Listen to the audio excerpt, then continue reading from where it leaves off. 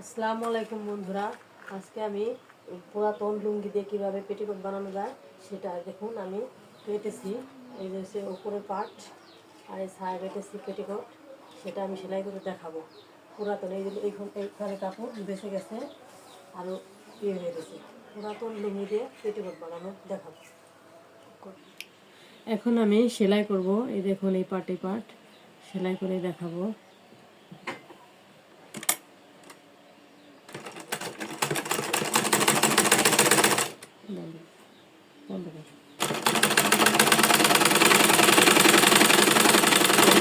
হয়ে গেল। এইভাবে এই পাশের পার্টটা আমি জয়েন করে নেব। এখন এবার আমি আরেকটা পার্টের জোড়া লাগাচ্ছি।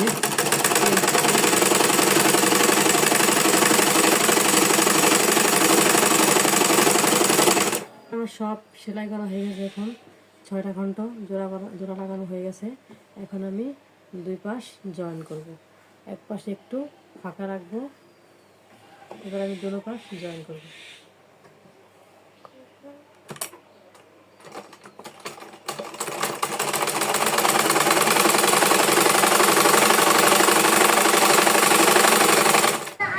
এবার আমি খোলা পাট, মুখের পাট করার জন্য 5 ইঞ্চি পরিমাণ রেখেছি।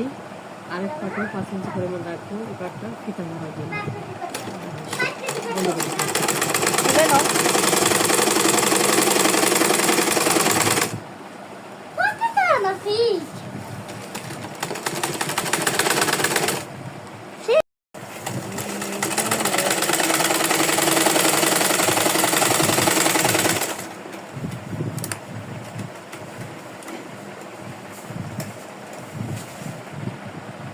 এবার আমি মুখের পার্ট জয়েন করব।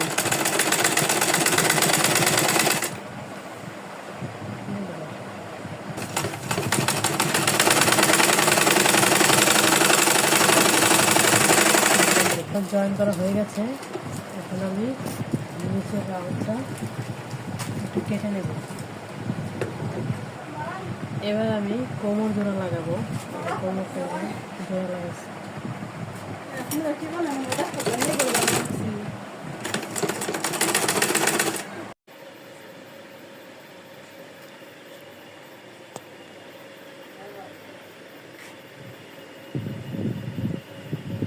ফাইনালি আমার পুরো ভিডিওটা কমপ্লিট। আমি পেটিকোট বানানো শেষ। দেখুন কত সুন্দর হয়েছে।